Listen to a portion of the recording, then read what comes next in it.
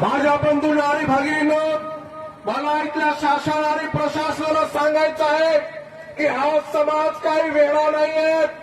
या समाजाला काही पिसाळलेल्या कुत्र्याने चावलेला नाहीये कोणाला त्रास देण्यासाठी आणि रस्त्यावर बसण्यासाठी. आमच्या भावनेशी तुम्ही खेळ करताय. आमचे लोक जिवंत शहीद होतात. एक सोडून नव्हे तर काल परवा पुन्हा एक बातमी आली की आमच्या समाजाचा 9 तरुण 9 जवान तरुण 5वा जवान आमचा शहीद झालाय गेवराई तालुक्यामध्ये. एक नव्हे 5 लोक शहीद झाले. शहीद झालेल्या आई वडिलांच्या भावना हे सरकार कधी समजून घेणार आहेत का? शहीद झालेल्या आमच्या त्या महान व्यक्तीच्या भावाच्या बहिणीच्या मुलांच्या त्यांच्या नातेवाईकाच्या व्यथा हे सरकार समजून घेणार आहे का? हा सरकार मुकाबरा झालेला आहे. या सरकारच्या कानाखाली मारलू म्हणजे तोंड उकडण्याशिवाय होणार नाही. आणि म्हणून आम्हाला आमच्या सारख्या लोकांना इथे येऊन असल्या भानगडी कराव्या लागतात. मी पोलीस प्रशासनाची दिलगिरी व्यक्त करतो. पोलीस मिनिस्टर, पोलीस साहेब, आम्हाला तुम्हाला त्रास देणं आमचा मुळीच उद्देश नाही. मी विनंती करत होतो की मला त्या ठिकाणी जाऊ द्या. मी हात जोडून विनंती केली, मला येऊ दिलं नाही म्हणून मला त्या मार्गाने यावं लागलं. हे कोणी माझी भावना तुम्ही समजून नाही घेतली.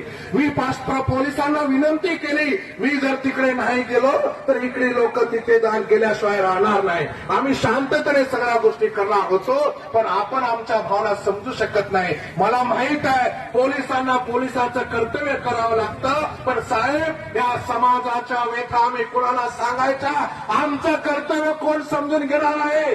आम्हाला कोणी आमच्या कर्तव्यापासून परावृत्त करत नाही, लक्षात घ्या. आणि कोणाची हिंमत नाही. हे आमचा समाज घाबरणारा समाज नाहीये. आमचा समाज चरणामध्ये राहणारा समाज आहे. ठोकरार्थी सश्याला मारणारा समाज आहे. एका दगडात 2 पक्षाची शिकार करणारा समाज आहे. हा समाज वाघाची शिकार करणारा समाज आहे. हा समाज सिंहाची शिकार करणारा समाज आहे. हा समाज सिंहाचा ताळी घेऊन रस्त्यावर उतरलेला आहे. म्हणून माझी विनंती आहे सरकारला की फार दिवस चालणार नाही. आमच्या भावनेशी तुम्ही खेळायचं नाहीये. या सरकारला आम्ही सत्तेवर बसवू शकतो, तो या सरकारला सत्तेपासून खाली देखील खेचू शकतो. हे सरकारने विसरू नये. आणि म्हणून या सगळ्या माझ्या बंधूंना आणि भगिनींना मला सांगायचं, माझ्या बंधूंना आणि भगिनींनो, हे सरकार गेंड्याची कातडी घालून बसलेला सरकार आहे. या सरकारला आमच्या वेदना लवकर कळणार नाहीत. मला माहित आहे हे सरकार कुठल्याही आंदोलनाला घाबरत नाही, मोर्चाला घाबरत नाही. हे सरकार जर घाबरत असेल तर फक्त मतदानाला घाबरतं, लक्षात घ्या. हे सरकार फक्त मतदानाला घाबरते.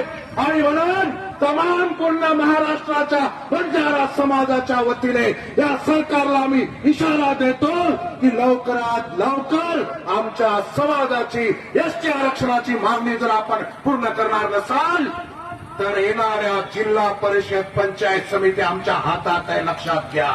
येणाऱ्या जिल्हा परिषद पंचायत समितीला तुम्हाला तुमची जागा आम्ही दाखवल्याशिवाय राहणार नाही. कारण आतापर्यंत संपूर्ण महाराष्ट्रामध्ये 1 नव्हे 2 नव्हे तब्बल 55 आंदोलन झाले. 55 5-9 जवान आमचे तरुण शहीद झाले. 18-19 उपोषण झाले. या सरकारला काही संवेदना आहेत की नाही? या सरकारचं डोकं ठिकाणार आहे की नाही? या सरकारला मी सांगू इच्छितो, खूप झालंय. हा समाज आता साधा भोळा आलेला नाहीये. हा समाज भोळा बाबडा आलेला नाहीये. या समाजाने या देशासाठी स्वतःचं बलिदान केलेलं आहे. 1857च्या उठावामध्ये या समाजाने स्वतःचे बलिदान त्या ठिकाणी आहुती दिलेली आहे.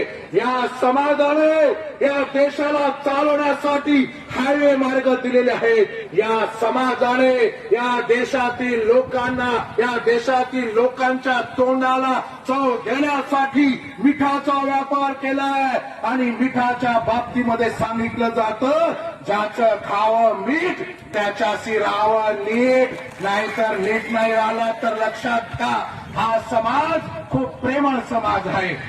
जीवाला जीव देणारा समाज आहे. पण या समाजाच्या भावनेशी जर तुम्ही खेळलात तर तुम्हाला तुमची जागा दाखवून दिल्याशिवाय हा समाज राहणार नाही, लक्षात घ्या. आणि म्हणून या महाराष्ट्र सरकारला मी पुन्हा एकदा सांगतो, या भारतातील सरकारला पुन्हा एकदा सांगतो की या समाजाला एसटी आरक्षणामध्ये जाण्यासाठी ज्या ज्या गोष्टी लागतात त्या प्रत्येक गोष्टी या समाजाकडे आहे.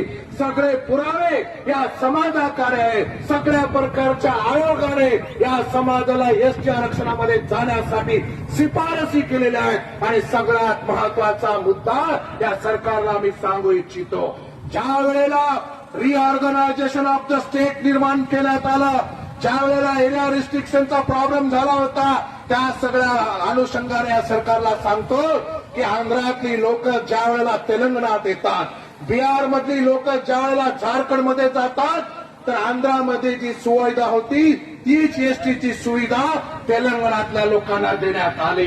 आणि बिहारमध्ये ज्या लोकांना एसटी आरक्षणाची सुविधा होती ती सुविधा त्या झारखंड मधल्या लोकांना देण्यात आली. तर मग निजाम स्टेट मधून आलेला हा महाराष्ट्रातील गोरबंजारा समाजाला एसटी आरक्षण तुम्ही का देत नाही, हा माझा खरा सवाल या महाराष्ट्रातील प्रशासनाला आहे. तुम्ही आमच्या पुन्हा सांगतो, या समाजाला तुम्ही आता भोळं भाबडं समजू नका. हा समाज काय आता दूध खेळायला आलेला नाही, लक्षात घ्या. हा समाज जागृत झालेला आहे. या समाजाच्या मागण्या आपण त्वरित पूर्ण नाही केल्या तर तुम्हाला तुमची जागा पुन्हा आम्ही दाखवून देऊ. અને કરણમાં યારીઓ ભાઈઓ બહેનો મને તમને કેર કે આપણે ઘણો એકો આપણે એક જ ભૂમિકા લેવા લાગીએ. ही काय આંદોલન આતાથી થાંભ્યો છે ને હજી ચાવો જતો વાત કર્યા. અને आता अमेले जो काही लोक हमने चमकाय कि તમારે પર ગુનો દાખલ હે જાય, તમને પકડ ले जाए.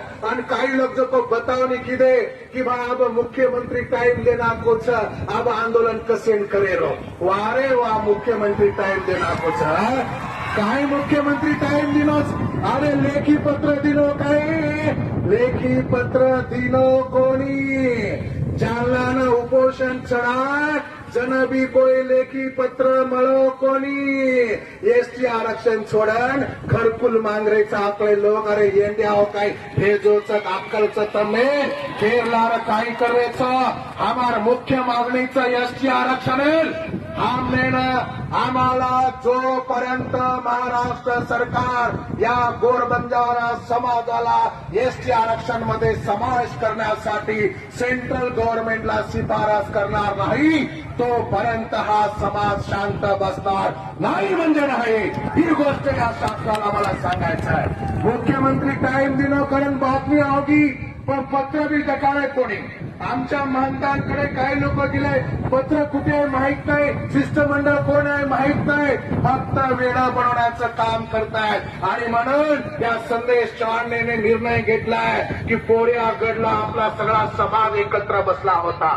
जवळपास 500 ते 700 लोक येऊन त्या ठिकाणी संपूर्ण समाजाच्या वतीने निर्णय घेण्यात आला होता. वो तर निर्णय लिहिले ते कि जे भी कर्या सारी मळण भळण कर्या, जे भी कर्या सेना सोबत लेन कर्या.